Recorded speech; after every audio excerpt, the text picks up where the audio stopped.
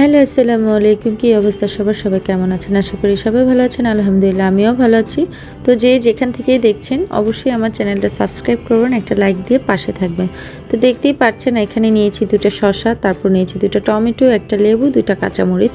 এই কাটারের সাহায্যে আমি এটা ভালোভাবে ছিলে নিচ্ছি শসাটা।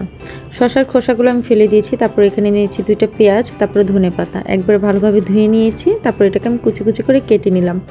কেটে নেওয়ার পরে এই তো ধনেপাতাটা কুচি কুচি করে কেটেছি, কাঁচামরিচ, লেবু, পেঁয়াজ। তারপর এটাকে ভালোভাবে এখন মিক্স করব।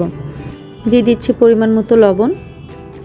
লবণটাকে দিয়ে পেঁয়াজ আর কাঁচামরিচ আর ধনেপাতাটা ভালোভাবে মেখে নিচ্ছি। তারপর এখানে যে পেঁয়াজটা ছিল সেই পেঁয়াজটা একেবারে নিয়ে নিব। তাহলে এটা আগে ফার্স্টে পেঁয়াজটা মেখে নিতে হবে, তাহলে যে পেঁয়াজ ধনেপাতা এটার যে একটা মিশ্রণের গ্রান আছে সেটা অবশ্যই এই সালাডটার মধ্যে পাওয়া যাবে। এই সালাডটা আমার হাজব্যান্ড খুবই পছন্দ করে, এর জন্য ওনার জন্য বানানো।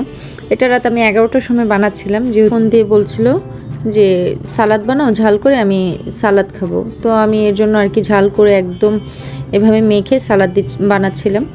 তারপর এই তো আমার সালাডটা একদম রেডি হয়ে গেছে। তারপর এখানে দিয়ে দিচ্ছি এক চামচের মতো লেবু।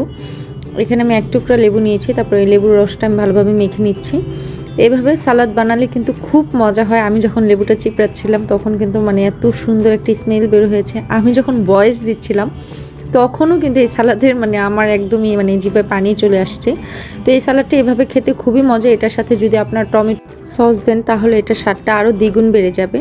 তো আপনারা বাসায় ট্রাই করে দেখবেন, আশা করি ভালো লাগবে। তো আপনাদের কাছে কেমন লেগেছে অবশ্যই কমেন্ট করে জানাবেন। নিত্য নতুন ভিডিও পেতে অবশ্যই আমার চ্যানেলটা সাবস্ক্রাইব করবেন আর কমেন্ট করে জানাবেন। তো এই তো লেবুটা। তো সবাই ভালো থাকবেন, সুস্থ থাকবেন। আজকের ভিডিও পর্যন্ত, আল্লাহ হাফেজ।